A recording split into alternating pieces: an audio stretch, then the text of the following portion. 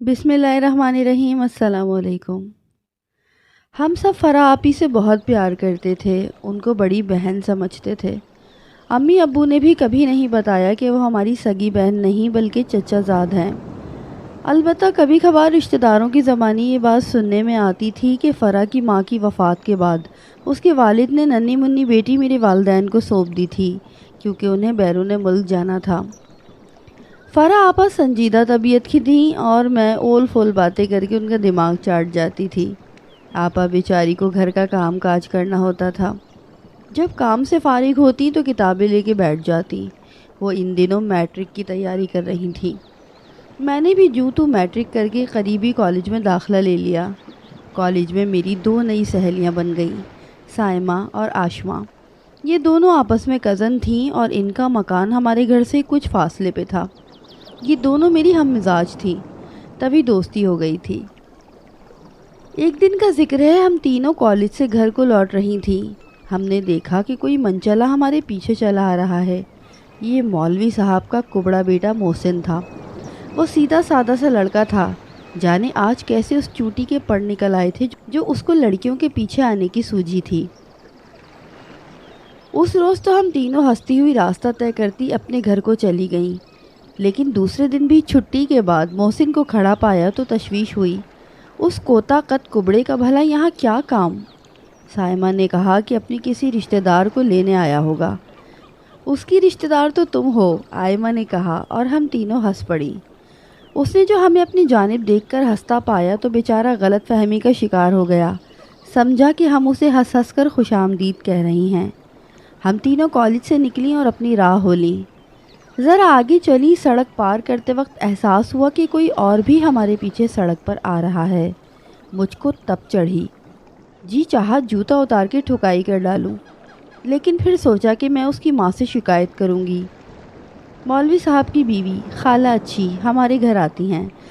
اگلے روز اتفاق سے خالہ آ گئیں۔ میں ان کے بھولے بھالے اور اکلوتے صاحبزادے کی شکایت نہ کر سکی۔ کیسے کرتی شکایت؟ امی کہتی مجھے بتایا ہوتا، اور امی کو بتانے کا مطلب تھا بات بڑھانا۔ یوں مسئلہ حل نہ ہوا اور وہ تعاقب میں دل و جان سے جٹا رہا۔ اسے دیکھ کر ہماری ہنسی نکلتی تو وہ سمجھتا کہ ہم اس کی کرتوت پر بہت خوش ہیں۔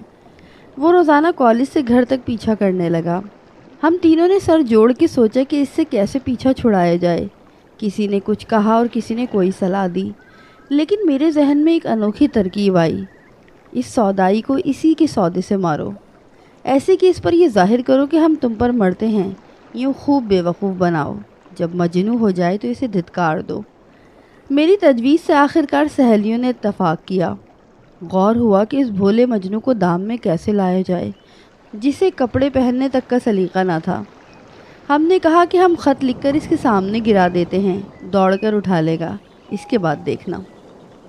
خط میں نے لکھا جس میں تحریر تھا، محسن صاحب آپ ہم کو بہت اچھے لگتے ہیں، مگر روزانہ سڑک پر ہمارے پیچھے پیچھے چلنا ٹھیک نہیں۔ اگر ہم میں سے کسی کے ابا جان نے دیکھ لیا یا آپ کے والد نے تو آپ کی خیر نہیں ہوگی۔ اگر ہم سے کچھ کہنا ہے تو پارک میں آج شام 5 بجے سے 8 بجے تک ہم آپ کا انتظار کریں گے۔ میں نے ہم تینوں کے نام کا پہلا حرف بھی لکھ دیا۔ اگلے دن وہ ہمارے پیچھے کوے کی چال چلا تو ہم ہنس ہنس کر اپنی چال بھی بھول گئے اور وہ خط اس کو پکڑا کر تیز تیز فٹ پاتھ پر ہو لی۔ 2-4 قدم چل کر میں نے پیچھے مڑ کے دیکھا، محسن صاحب خط کھول کے پڑھ رہے تھے۔ شکر ہے ترکیب کارگر رہی۔ اگلے دن وہ ہمارے پیچھے نہیں آیا۔ اس کا مطلب کل وہ صحرا پارک گیا اور رات 8 بجے تک ہمارے انتظار میں سوکھتا رہا۔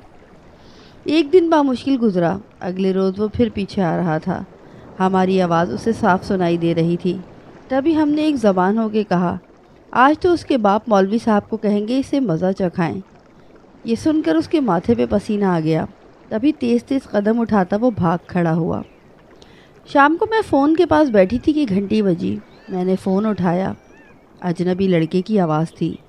پوچھا مسٹر کس سے بات کرنی ہے؟ آپ سے۔ دیکھیے میرے والد صاحب سے شکایت مت کیجیے گا ورنہ برا ہوگا۔ میں سمجھ گئی یہ محسن ہے۔ ٹھیک ہے نہیں کریں گے شکایت، لیکن آئندہ ہمارے پیچھے مت آنا۔ کیا کروں پھر؟ میں آپ سے یعنی صرف آپ سے باتیں کرنا چاہتا ہوں۔ تو پھر کر لیا کریں باتیں، مجھ کو شرارت سوجی۔ مگر شرط یہ ہے کہ آپ ہمارے پیچھے نہیں آئیں گے۔ اچھا، میں نہیں آؤں گا، لیکن آپ مجھ کو یہ بتائیے کہ آپ کو کس نام سے بلاؤں؟ میں نے سوچتے ہوئے کہا، فرحہ کہہ کے بلائیے گا۔ ایسا میں نے اس لیے کہا تھا کہ اگر فرحہ کے نام سے کرے گا تو آپا اس کی خوب خبر لیں گی۔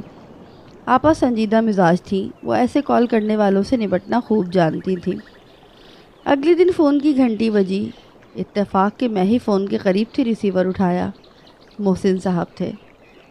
میں نے جواب دیا، جی ہاں محسن ہوں میں، پہچانا؟ کہو کیا بات ہے؟ بات تو کوئی نہیں، بس ایسے ہی بات کرنی ہے، آپ مجھے اچھی لگتی ہیں۔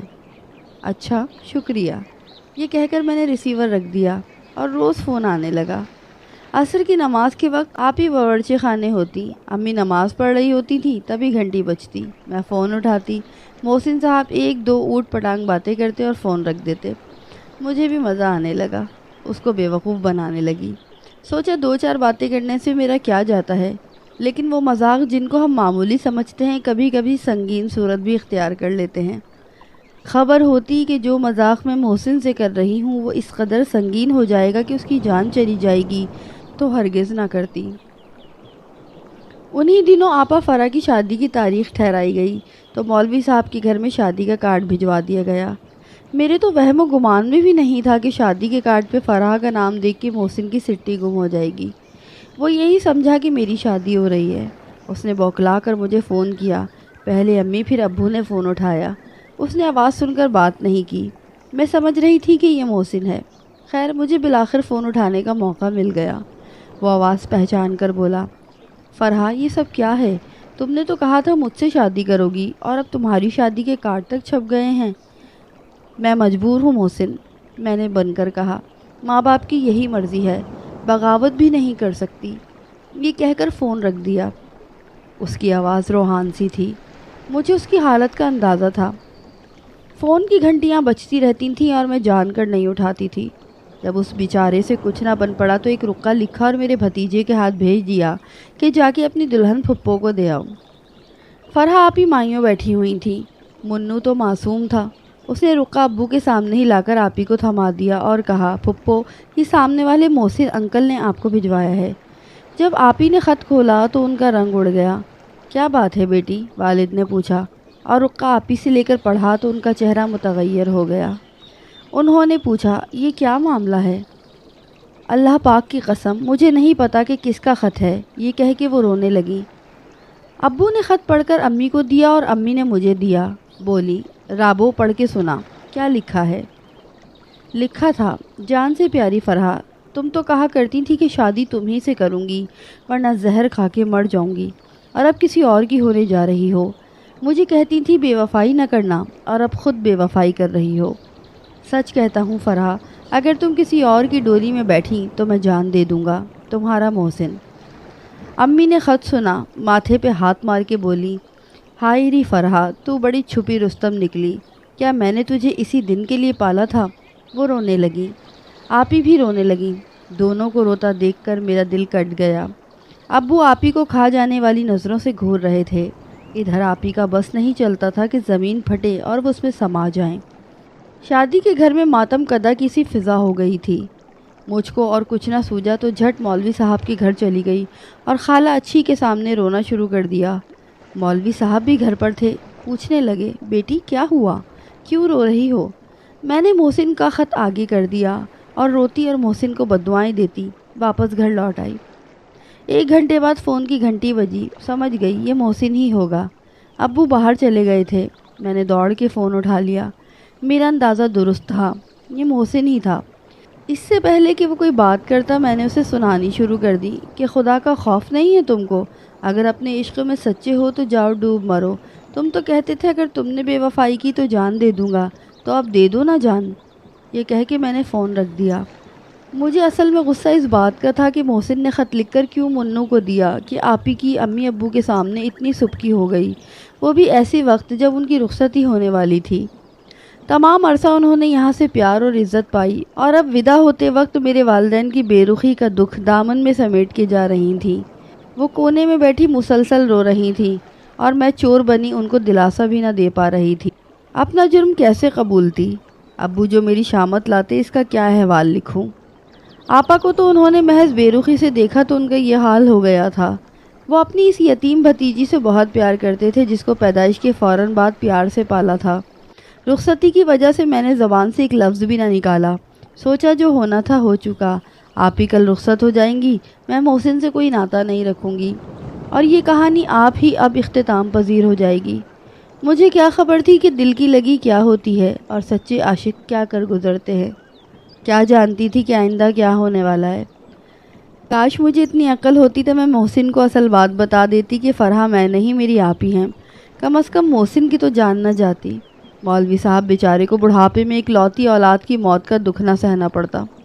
آپ ہی کی شادی والے دن جب ہمارے گھر میں ہر طرف خوشیاں بکھری ہوئی تھیں، محسن کبڑے نے ایک بار پھر ہماری خوشیوں پر پانی پھیر دیا۔ میں اپنی سہیلیوں کے ساتھ بارات کا استقبال کرنے کی تیاری کر رہی تھی۔ اچانک گلی میں شور سنائی دیا کہ مولوی صاحب کے لڑکے کی موت ہو گئی ہے۔ ہمارے گھر میں بارات آ گئی۔ ہم اپنی میں پڑ چکے تھے لیکن میرا دل رو رہا تھا کیونکہ مجھ منحوس کی وجہ سے ہی ان کے گھر کا ایک لوتا چراغ بجھ گیا تھا۔ کاش میں ہوش کے ناخن لیتی تو وہ جان سے نہ گزرتا۔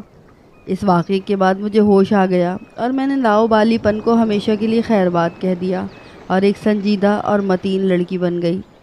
اب تو بڑھاپے میں قدم رکھ چکی ہوں مگر محسن کا غم آج بھی میرے دل میں ہے۔ اس معصوم انسان کو میں کبھی نہیں بھلا سکتی۔